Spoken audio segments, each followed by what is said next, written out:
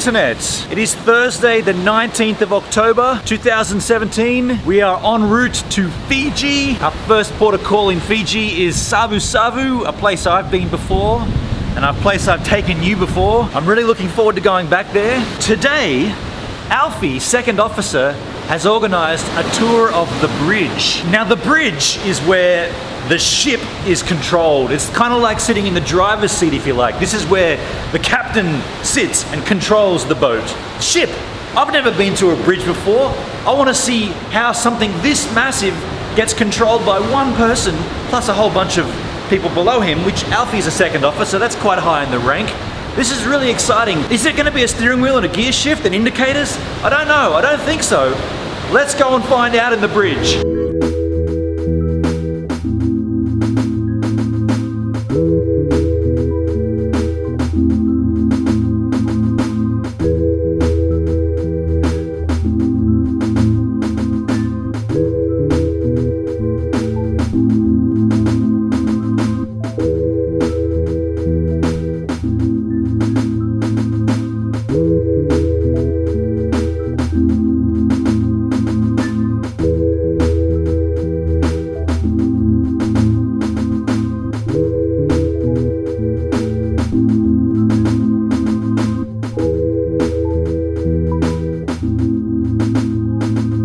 So that's the bridge, and that's where all of the things that are essential to this ship moving and this ship staying on the correct course, that all takes place in there. Very incredible. I've never known anything like this existed. It draws a question to me. It makes me want to know, and I hope we can talk with Second Officer Alfie about this maybe later in the cruise, but I'd really like to know how much of their life do they have to give to acquire the skills and necessary experience to become a captain. I mean, the captain there obviously it's a very serious affair. They're controlling the safety of thousands of people, and this vessel, all of our existence is based on these people. And so I'm very curious as to, I mean, Second Officer Alfie, he's a young man and he's acquired so much in such a short time. I'm just curious as to see how much he had to sacrifice and how a young person can make that decision. For anyone else that might want to be a captain or an officer on board a ship like this. And I also just want to say thank you to the second officer, Alfie, and to the other officers and the captain for letting us come up there into their workplace and sticky beak around. It was really, really educational. I feel like I know a little bit more about this ship and about the life on board here. I'm still buzzing from going up on the bridge earlier today.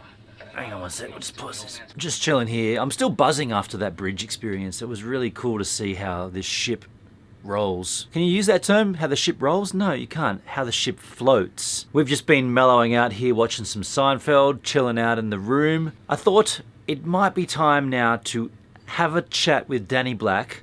I've shown you so much of him over the last 6 or 7 vlogs on board this ship. How about we talk to him now about his performances and what... I just want to find out like what life is like on board a ship for a musician. If it's any different to being on land. Here's the man right here, Mr. Danny Black. Oh, hold on, I'm really busy right now. Yeah. He tells me he's going to delete his Candy Crush. Delete Candy Crush soon. I don't reckon he will. But we'll find that out when it happens. It's going to happen. Danny, what's if there's any difference at all being on board a ship as a musician, or is life on board as a muso the same as land-based gigs?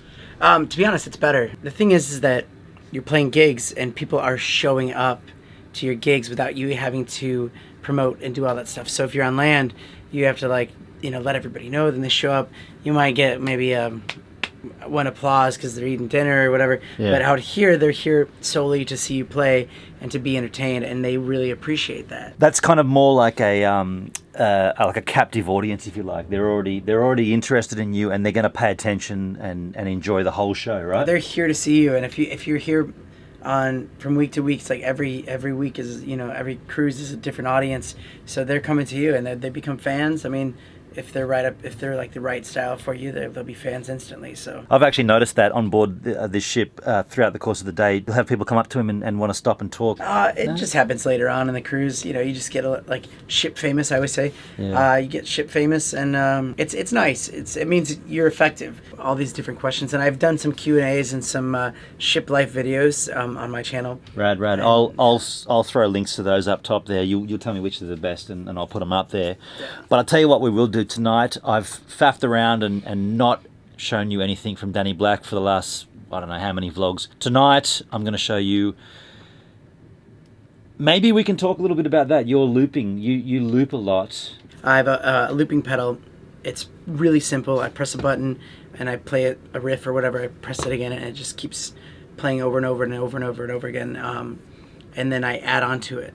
And so I don't use any background tracks, but my sound is pretty full. Yeah, fully. Like you don't get a time where it's really, boring. Like if I'm playing some bigger songs that everyone wants to dance to, it's nice to throw a little drum beat by hitting the guitar and all that stuff. So I think I'm going to pick a song which showcases this looping more than anything else, and I'll wait to see what that is. But you'll wait to see. I know what it is. Wait, what is it? I'm probably going to pick Thunderstruck. All right, I'll do Thunderstruck for you tonight. That's AC/DC, a very well-known Australian band, might I add. What you do with that is pretty cool. So we'll check that out tonight. In the meantime, let's get back to Seinfeld, the episode where George became a old person's... A volunteer. A volunteer, that's it. I love this episode. He wants to rub his head in oil, and you know the lines. Records over to Ron's, and he tried to screw us, and then we got in a fight. It was a real melee. Yeah, a real brouhaha. So if you didn't know anything about what I do, I press the button right here, records, I'm playing, the button right here, records, I'm playing, the button right here, records, just keeps going on forever, okay? So people ask me, like, how do you remember all these lyrics? I really don't know, but the hardest part for me is trying to hit these buttons with the ship moving. That's the trick. Because I'm about aiming for this one, and then shit moves up a little bit and hit the wrong one, so see if I can do this, sir.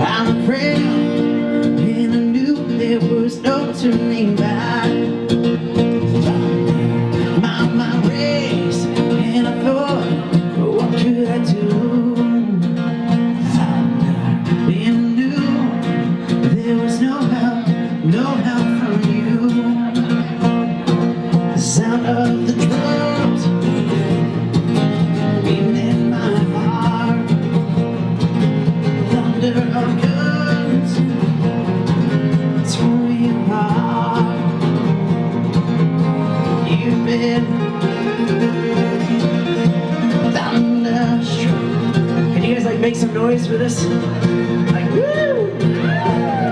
Is that all you got? I'll give you one more chance. Can you guys make some noise for the camera here? Drove down the highway, broke the limit, we hit the town. We went through Texas, yeah, Texas, we had some fun. Some girls, some dancers, keep up your time.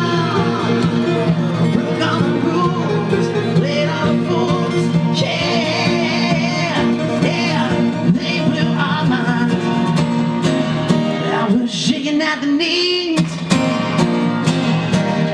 come again, please.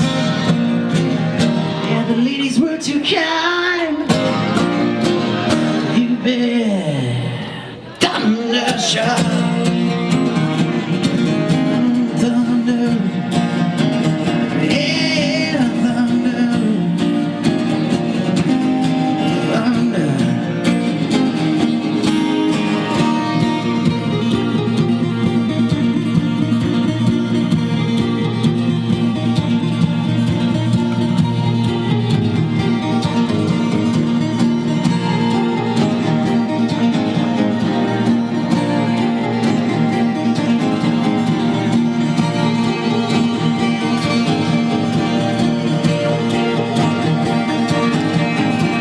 This is really what ACD sounds more like right here. And I was shaking down the knees. Can I come in, please?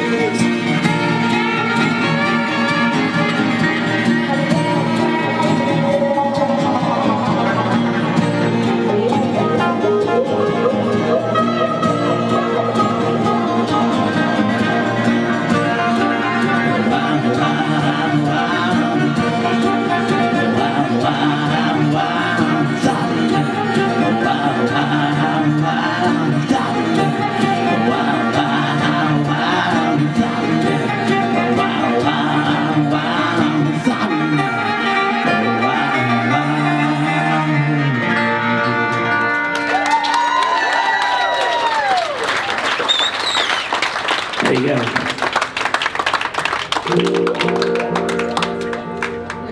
So that's Danny Black with his loop pedals and some AC/DC. I do enjoy hearing that.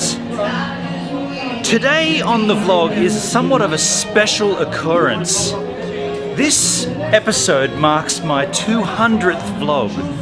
200 regular vlogs. There's plenty more daily vlogs than that, but the regular fully edited pieces like this, I've done 200 of them. As somewhat of a celebration, Danny Black has suggested he's going to perform a song for me, somewhat celebratory for 200 vlogs. So let's go and check that out now. Oh, that's we're out of time.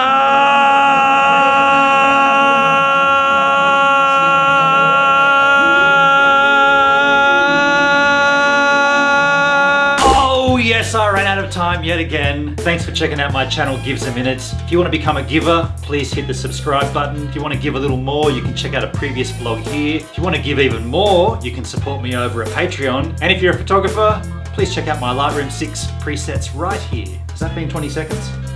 Yeah.